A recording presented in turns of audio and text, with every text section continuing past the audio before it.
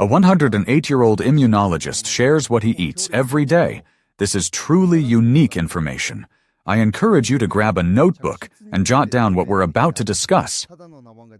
When someone is 108 years old and can still go out to the garden by themselves, read without glasses, and answer questions with a clear smile, you can't help but wonder, what's the secret?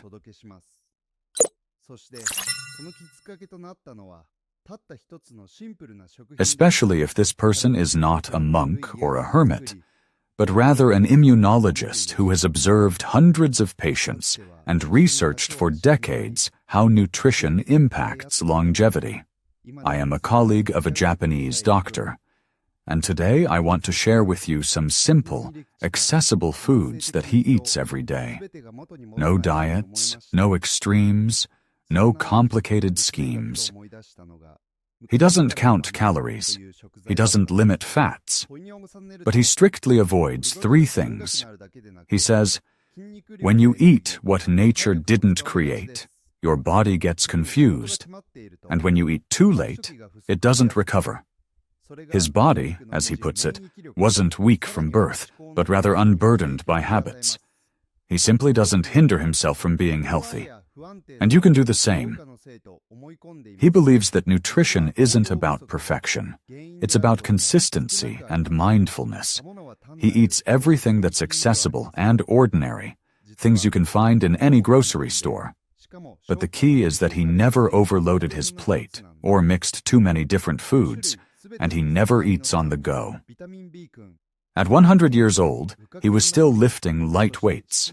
By 105, he was taking daily walks.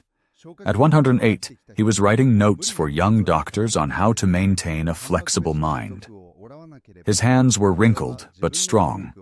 His voice was slightly raspy but confident. He didn't live strictly. He lived mindfully.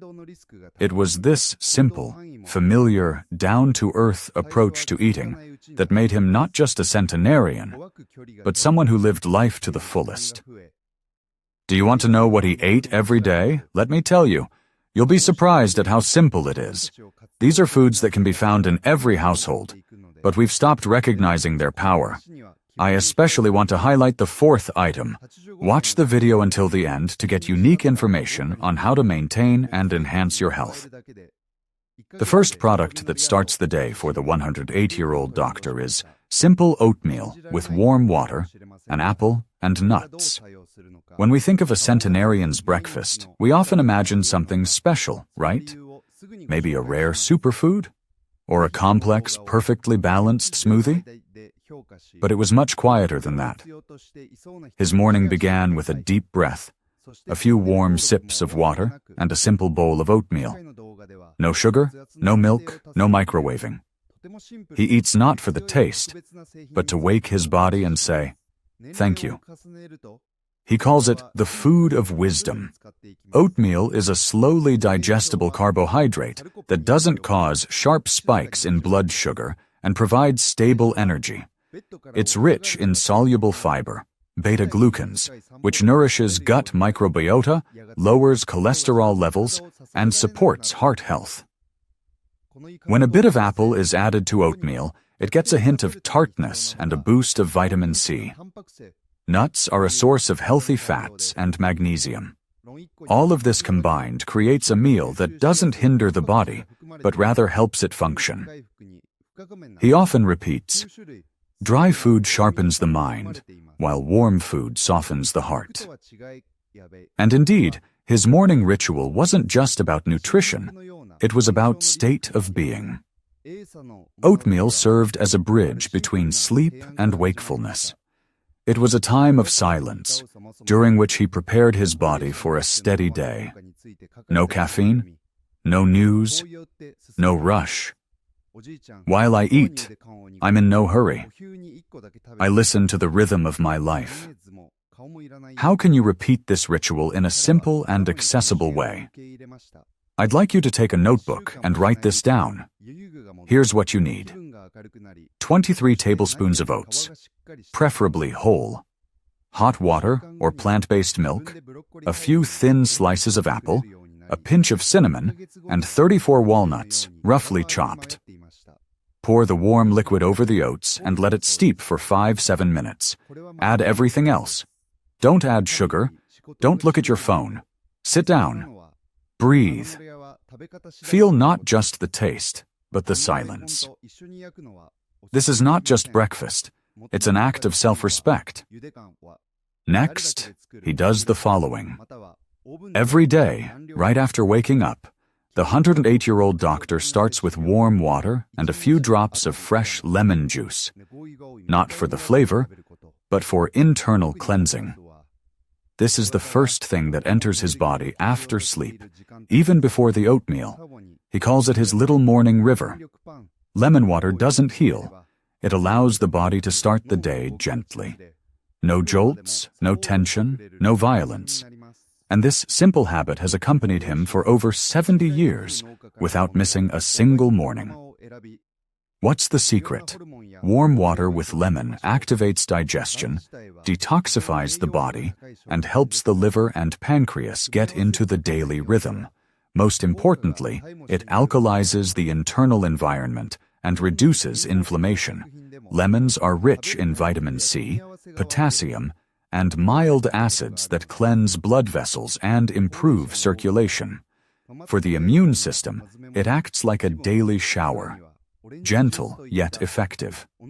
This is especially important for those over 60, when the body doesn't detoxify as quickly as it did in youth. He doesn't see this as just a drink. It's a ritual. He pours the water, waiting for it to cool to a warm temperature. Not hot, but just warm. Then he squeezes the lemon and drinks it slowly. He says, "When I drink this, I tell my body, I'm not rushing you. I'm just here with you." He claims that this practice has kept him free from digestive issues, not a single gallstone, and his blood pressure remained normal right up until the last year of his life. Why are warm vegetables not just a side dish, but rather a form of medicine? As we age, especially past 60, our digestion slows down. Raw fiber, particularly in large amounts, can lead to bloating, cramps, and can overwhelm the pancreas. In contrast, warm vegetables are soft, nourishing, and easily digestible. They help cleanse the intestines, nourish gut flora, and provide vitamins and minerals that are best absorbed when warm. Additionally, they calm the nervous system, offering a comforting internal blanket. Instead of stimulating, they help restore balance. It's important to note that he often reflected on this. He frequently said, "Eating is not just about satisfying hunger. It's about giving the body what it knows how to work with." He ate slowly and chewed thoroughly. He didn't wash down his meals with drinks. Instead, he sat in silence after eating. Following lunch, he would take a light walk. No dessert, no television, no phone. He allowed his body to fully process the food. The effects were clear. His skin was smooth, his gaze was bright, and his movements were confident. He didn't just eat his vegetables, he connected with them.